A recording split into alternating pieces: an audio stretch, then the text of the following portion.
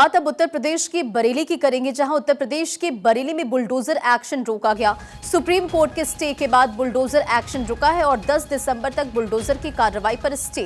तो बरेली से ये जानकारी हम आपको दे रहे हैं, जहां बरेली में बुलडोजर एक्शन रोका गया है और सुप्रीम कोर्ट के स्टे के बाद बुलडोजर एक्शन को रोका गया है। 10 दिसंबर तक बुलडोजर की कार्रवाई पर अब रोक लगा दी गई है।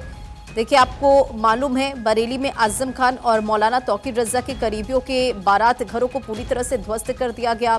एक साथ 2 बुलडोजरों और पोकलिन मशीन ने 34 साल पहले बनी इमारत को 14 घंटे में मलबे में तब्दील कर दिया और लगातार ये एक्शन जारी था। लेकिन अब आपको ये जानकारी हम दे रहे हैं। देखिए किस तरह से जो लोगों की भीड़ है इकट्ठा वहां पर नजर आई।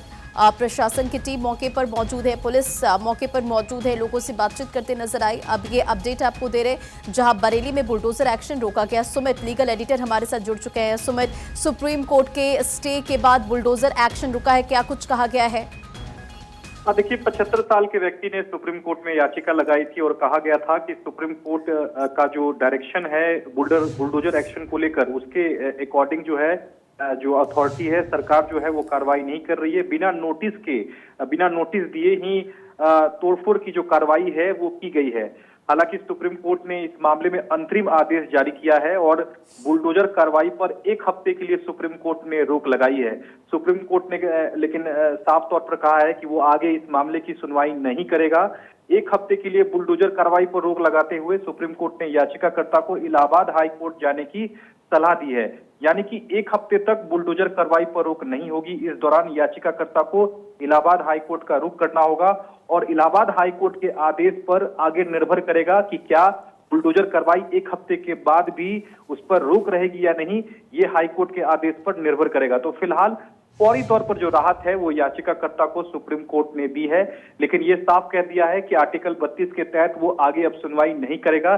जस्टिस विक्रम नाथ की बेंच ने इस मामले में साफ कर दिया है कि आप आर्टिकल 226 में हाईकोर्ट जाएं, लेकिन तब तक हम आपको फौरी राहत देते हैं। बिल्कुल, ये फौरी राहत है। 10 दिसंबर तक बुलडोजर कार्रवाई पर स्टे है, लेकिन सवाल यही है कि फिर आगे किस तरह से यहाँ पर एक्शन देखने को मिल सकता है, या फिर ये जो राहत है वो मिलने वाली है?